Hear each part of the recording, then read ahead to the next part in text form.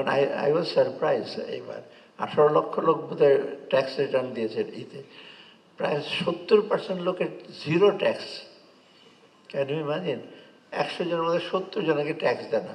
কোথাও শুনেছেন যে কারো ইনকাম 25,000 টাকার বেশি?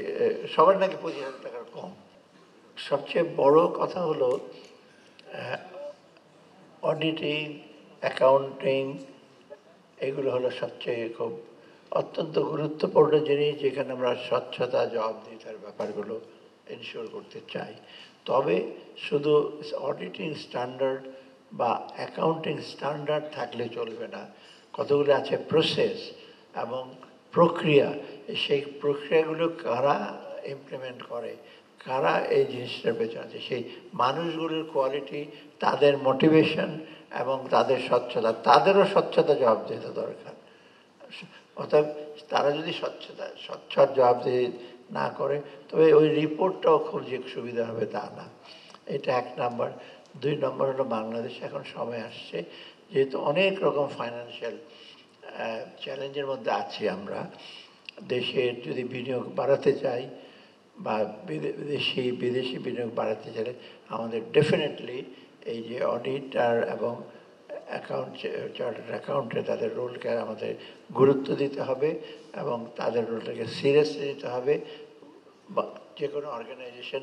এবং সেটা কিন্তু সরকারি বেসরকারি সবার জন্য, খালি প্রাইভেট ফার্মের জন্য সেই অডিট করবে সেটা কিন্তু পাবলিক ফান্ড ম্যানেজমেন্টের জন্য কিন্তু এই অডিট, অ্যাকাউন্টিং, এই স্ট্যান্ডার্ডগুলো দরকার আছে।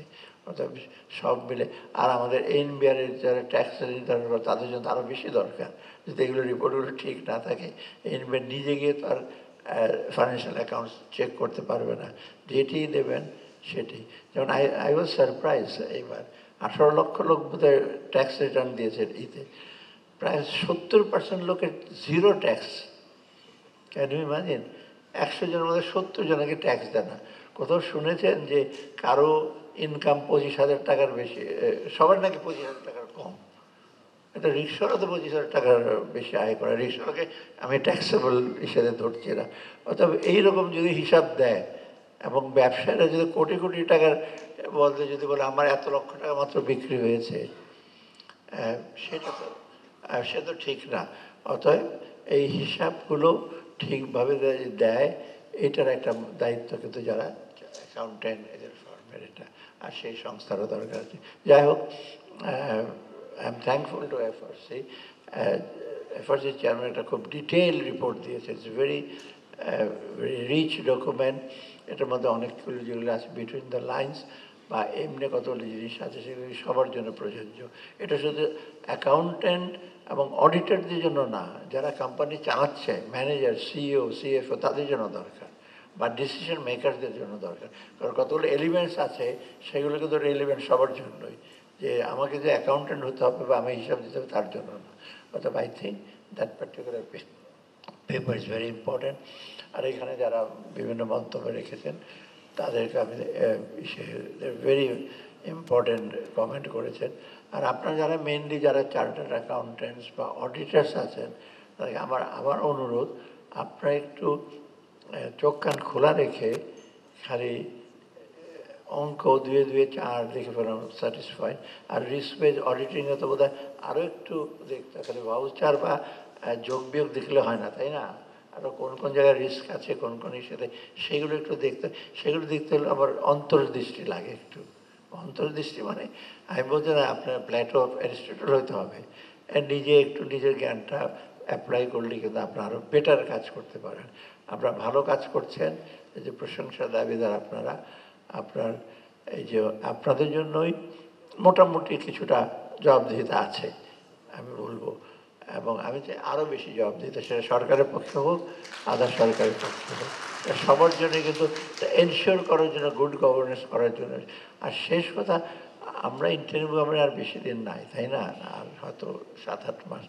আমি সিরিয়াস, চিফ অ্যাডভাইজার সিরিয়াস, যে কতগুলো একটু বেসিক রিফর্ম করতে, লং টার্ম বা মিডিয়াম রিফর্ম করবো না, কিন্তু যেই কটা ধরেছি সেটা আমরা দেখি, আমি চেষ্টা করবো এটাকে ইমপ্লিমেন্ট করতে। অনেক বাধা বিপত্তি আসছে, অনেক রকম ব্যাপার স্যাপার, সেটা আপনারা সবাই বাইরে হয়তো বুঝতে পারবেন না, কিন্তু আমরা চেষ্টা করছি সেগুলো করতে। এইদিকে কিন্তু আমি বলি আমাদের যারা ইন্টারিম কোম্পানি যারা আছে আমরা এবং যারা কর্মকর্তা আছে তারা, ব্যবসায়ীরা কিন্তু সবাই আমাদেরকে বলতে এগুলো করে। আর বিশেষ করে বিদেশি যারা আমাদের দাতা সংস্থা আছে বা যারা লেন্ডার আছে, they are giving very good support. এবং এটা ফর রিজন দ্যাট এই যে রিফর্মগুলো করছে এটা কিন্তু আমাদের নিজস্ব তাগিদে এবং নিজের জন্য। অনেকে বলে IMF বলেছে দেখে এই অর্থ উপদেষ্টা এটা করেছেন, ওয়ার্ল্ড ব্যাংক বলেছে। ওয়ার্ল্ড ব্যাংক যদি বলে যদি দূষিত পানি খেও না, সেটা ওয়ার্ল্ড ব্যাংক, আমিও খাবো না, তাতে ওয়ার্ল্ড ব্যাংকের দোষ হলো নাকি আমি এটা খাবো না।